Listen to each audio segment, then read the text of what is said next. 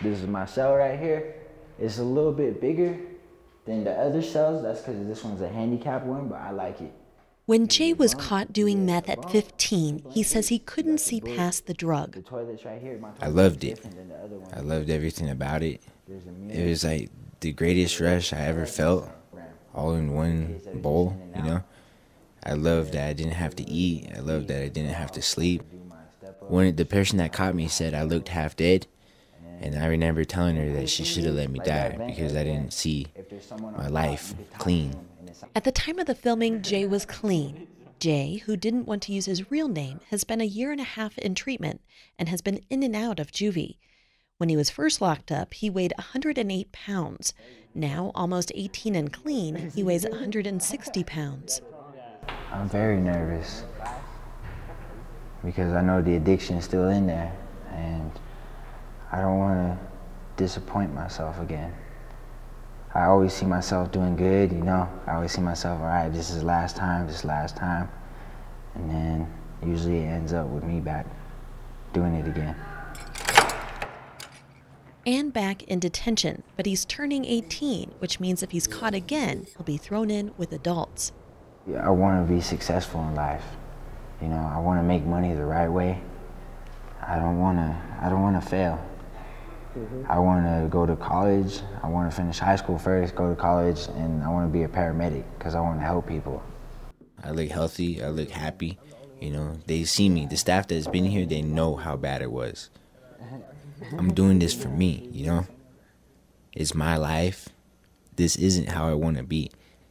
You know, so I got to make the change for myself, and then I want to start helping other people change. Because I've been there and I've done that, you know? I'm one that could say, you know, I know how hard it is. When arrested, kids go to school inside the jail. Teachers there give students a lot of individual attention. Taped it and then put the capsule on top. Paper and pencil tests and exams don't work well. Hands-on works really well. So if you look around, it's rather than give them a quiz or a test, they have to build projects and explain those. The students range in age from 10 to 17, and there are often 2 to 5 grade levels below their peers. But here they don't have many distractions. No one's yelling at them, no one's beating them, there's no threats. The staff often uses the term stabilized. They're sober, their needs are met, they don't have to worry about food, shelter, or clothing, so they're able to focus on learning. Holloway says most of these kids have had negative experiences in school. They didn't get the attention they needed, or they weren't identified for their needs, or they weren't recognized for their strengths. Most of the time they're returned to the environment that created that behavior in the first place. But, you know, it's from a physics perspective, it's approach it like a vector.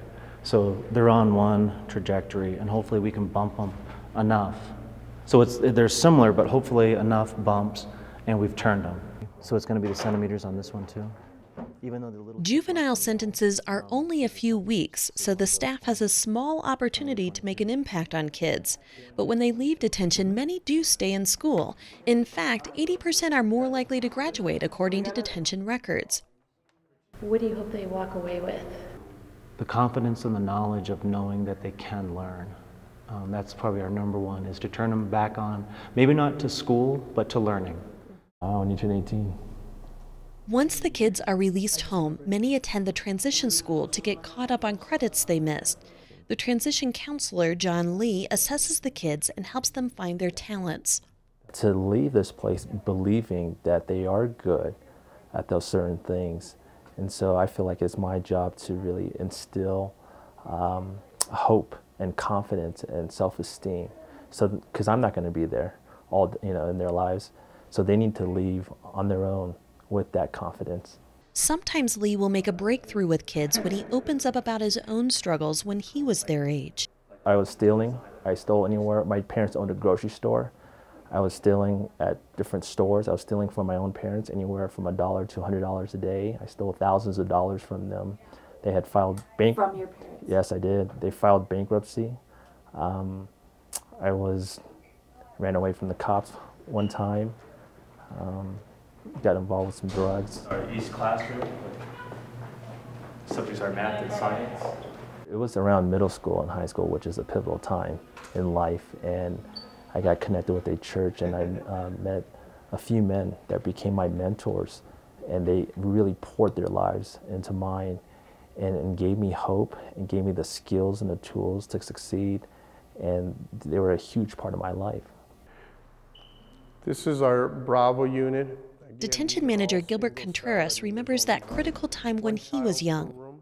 A lot of the peers that I grew up with, are in prison and have very I think the difference for me is having those caring parents and that provided some of that structure and provided me with those boundaries and some of those values that I needed to make sure that I ended up in the same place.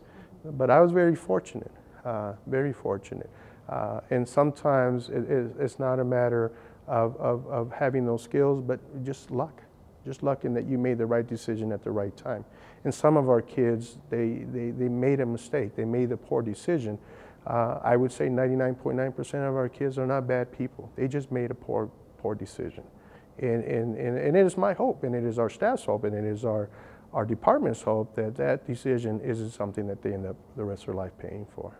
Contreras and other detention staff all agree the hardest part of their job is seeing kids succeed in detention, then regress to their old ways as soon as they leave.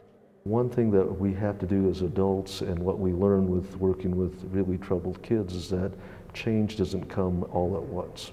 Brian Mitsuda points to a long-term study by Emmy Werner and Ruth Smith that showed even troubled teens change. The two researchers followed the lives of 500 men and women who were born in 1955. A third were considered at risk. After tracking them into their 40s, they discover most become competent, caring adults. Kids do grow up. Sometimes it's a long journey for some. Sometimes they do things that they're going to have to be in prison for, maybe in prison for a long time.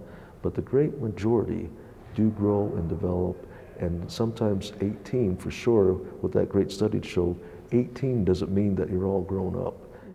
If only we could fast forward Jay's life to find out where he will be. Since the filming, he's been released from juvenile detention and has turned 18. Authorities have lost track of Jay, and he hasn't checked into school. They're concerned about a relapse. I'm Laurel Morales in Flagstaff, Arizona.